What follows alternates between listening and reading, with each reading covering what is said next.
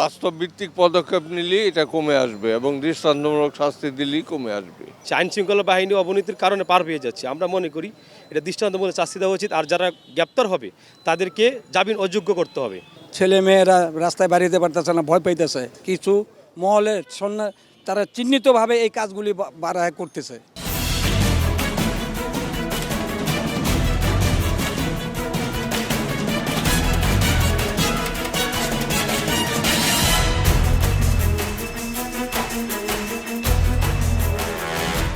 দর্শক শুভেচ্ছা, জনতার কথা অনুষ্ঠানে আপনাদের স্বাগত জানাচ্ছি।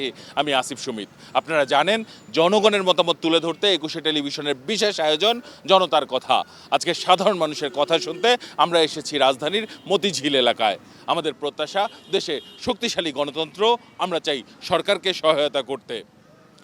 দর্শক, আমরা লক্ষ্য করছি খুব সম্প্রতি দেশে আইন শৃঙ্খলা পরিস্থিতির যেমন অবনতি হয়েছে, একই সঙ্গে নারীদের উপর নিগ্রহের হার বেড়ে গেছে। অর্থাৎ শিশু ধর্ষণ, নারীদের ধর্ষণের মতো ঘটনা ঘটছে।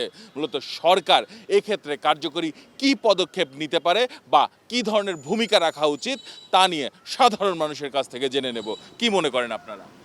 নারী নির্যাতন ইদানিং একটু বাইরে গেছে, এটার জন্য সরকার আইন আছে, তার বাস্তব ভিত্তিক পদক্ষেপ নিলেই এটা কমে আসবে এবং দৃষ্টান্তমূলক শাস্তি দিলেই কমে আসবে।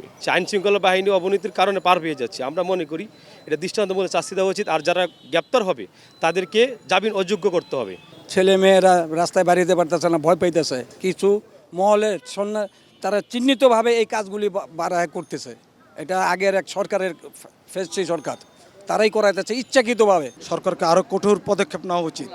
প্রথমত আইনের এই আসামিদেরকে জামিন দেওয়া বন্ধ করা উচিত। প্রথমে দু একটি দৃষ্টান্তমূলক শাস্তি হলেই দেশে এটা কমে আসবে আমার মনে হয়। প্রশাসন শক্তিশালী ভূমিকা রাখলেই এটা আস্তে আস্তে কমে আসবে। গাজীপুরের মেয়র বলেছিল যে যেই শহরে আমাদের আওয়ামী লীগের নেতাকর্মীরা দিনের বেলায় ঘুরতে পারবে না, সেই শহরের মানুষকে আমরা রাতের ঘুম হারাম করে দেবো। আমি মনে করি এটা পরিকল্পিত এবং তাদের একটা এজেন্ডা। তারা নির্ধারিতভাবে এই যে বেছে বেছে দেশেরকে একটা অরাজকতা সৃষ্টির জন্য, সাধারণ জনগণকে একটা শান্তি শৃঙ্খলা নষ্ট করার জন্য তারা এই ধরনের কাজ করতেছে, তারা আতঙ্ক করতেছে। দেখেন আজকে ছিনতাই, চুরি, রাহাজানি এগুলো তো আগেও হয়েছিল, বিগত দিনেও হয়েছিল, কিন্তু এখন হচ্ছে। কারণ এখন আপনারা এটা সংবাদ মাধ্যম প্রচার করছেন, আমরা জানতে পাচ্ছি, আমরা চাচ্ছি আমাদের মা বোন আছে, এটা অত্যন্ত গুরুতর শাস্তি হোক এবং সর্বোচ্চ শাস্তি মৃত্যুদণ্ড আমরা আশা করছি। এটা আওয়ামী লীগ এভাবে দেশটারে কিভাবে নৈরাজ্যের সৃষ্টি করা যাবে, কিভাবে মানুষের ঘুম হারাম করে দিতে পারবে, এটা আর আওয়ামী লীগ শেখ হাসিনা ইন্ডিয়াতে বসা এভাবে বক্তব্য দিতেছে। অনেক ধন্যবাদ আপনাকে। দর্শক, আপনারা শুনছিলেন সাধারণ মানুষের প্রতিক্রিয়া। মূলত তারা বলছিলেন যে ধর্ষণ বিরোধী আইন যেটি রয়েছে সেটি যাতে খুব শক্তিশালীভাবে কার্যকর করা হয় এবং একই সঙ্গে এই ধর্ষণের বিচারের সময় যেন সেটি জামিন অযোগ্য অপরাধ হিসাবে গণ্য করা হয়।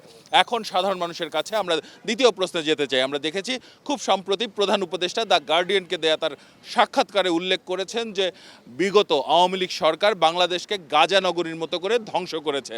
অর্থাৎ এখানে ভবন ধ্বংস না হলেও প্রশাসনিক কাঠামো এবং আন্তর্জাতিক সম্পর্ক একেবারে নষ্ট করে দেওয়া হয়েছে। সে সময়ে সাধারণ মানুষ এ বিষয়ে কি মনে করেন জেনে নেব তাদের কাছ থেকে। ডাক্তার ইউনূস যেহেতু নোবেল লরিয়েট, তিনি যে বক্তব্যটা দিয়েছেন অবশ্যই জেনে বুঝে তারপরে দিয়েছেন। এবং আমরা বাহ্যিক চোখে যেটা দেখতে পাচ্ছি এবং যেটা বুঝতে পারছি, তার বক্তব্যের মধ্যে অবশ্যই সত্যতা আছে। আওয়ামী লীগ সবই ধ্বংস করছে, পৃথিবী বাংলাদেশের সব কিছু ধ্বংস করছে আওয়ামী লীগ। কী না করছে, কোনটা করেন আমার দেখান, কী না করছে। সবাই অর্ধুর্বাতে উত্তেজিত করে, সবাই আওয়ামী লীগের নাম লইতে না, মানুষ মহল্লার ভিতরে কোনারে আওয়ামী লীগ এত খেপা কেন? অবশ্যই খারাপ কিছু করছে ওনারা। শিক্ষা খাত ধ্বংস করেছে, অর্থনৈতিক ব্যাংকগুলোকে লুট করছে, আজকে বিদ্যুৎ খাত ধ্বংস, প্রত্যেকটা সেক্টর ধ্বংস। আপনি দেখেন আজকে হাজার হাজার লক্ষ লক্ষ ছেলেপেলে আজকে বেকার, আজকে তাদের অনিশ্চিত ভবিষ্যতে তারা আছে। চোখের দেখা, চোখ দিয়ে দেখছি, কানে শুনছি, নিজে দৌড়াইছি। ঘটনা হচ্ছে সে তো আগেই সারা বাংলাদেশে যে কয়েক কোটি মানুষ আছে সবটি ভারতে আগে জিম্মি করে দিছে তার মোদি স্বামীর কাছে। এটা চিরসত্য, চিরবাস্তব। আমি ওই হকারের মতো চিল্লাইতে চাই না। আমরা চাই এখন কিভাবে ভালো হয়ে চলবে দেশ, কোনো চাঁদাবাজি না হোক, আমরা সেইভাবে আগাতে চাচ্ছি। ওনারা যখনই ক্ষমতা আসে ওনারা লুটপাট করে সব সেক্টরকে ধ্বংস করে, সব ধ্বংসকে তাদের নিজস্ব লুক দিয়ে, ফ্যামিলি লুক দিয়ে এমপি বানিয়ে, মন্ত্রী বানিয়ে, মেয়র বানিয়ে তারা লুটপাট করে টাকা পাচার করে। প্রত্যেকটা সেক্টর আপনার শৃঙ্খলায় আনতে হলে অবশ্যই নির্বাচিত সরকার প্রয়োজন। একটা জাতীয় নির্বাচন সরকার আসলে অবশ্যই এটা পজিটিভ হবে। আওয়ামী লীগ দেশের ক্ষতিও করছে আর ভালো করছে, সব দুটা মিলেই করছে। কিন্তু বর্তমান তো সরকার এখন নাই, যে সরকার আছে এখন সে আছে যে সে করে ভালো করে দেখাক, আমরা ওইটাই চাই। এবং যার সামনে যে আসবো তারাও ভালো করে দেখাক, ওইটাই আমরা চাই। প্রত্যেকটা সেক্টরে তাদের নিজেদের লোক বসায় রাখছে, নিজেদের মতো সিস্টেমগুলো করে রাখছে। এই সেন্টিগ্রেডগুলো ভাঙতে হবে, তাছাড়া এই দেশে নির্বাচন অত্যন্ত জরুরি প্রয়োজন। যেই সরকার পালানোর পর তার বাইতুল মধ্যে একটা মসজিদের খতিব পালায়, সেই সরকারের বলার কিছু নেই। দুর্নীতি করে বিদেশে গাড়ি বাড়ি করে যে আমাদের যে ক্ষতির মধ্যে ফালাই গেছে, এই সরকার হিমশিম খাচ্ছে, যা আমরা 2 মুঠো ভাত খাওয়ার জন্য আমাদের কষ্ট হচ্ছে। অনেক ধন্যবাদ আপনাকে। দর্শক, আপনারা শুনছিলেন সাধারণ মানুষের প্রতিক্রিয়া। সাধারণ মানুষ কিন্তু তাদের ভাবনাগুলো অসাধারণ, তাদের চিন্তা অনেক সূক্ষ্ম ও গভীর। দর্শক, জনতার কথা দেখতে প্রতি শনি, রবি, মঙ্গল এবং বুধবার চোখ রাখুন একুশে টেলিভিশনে।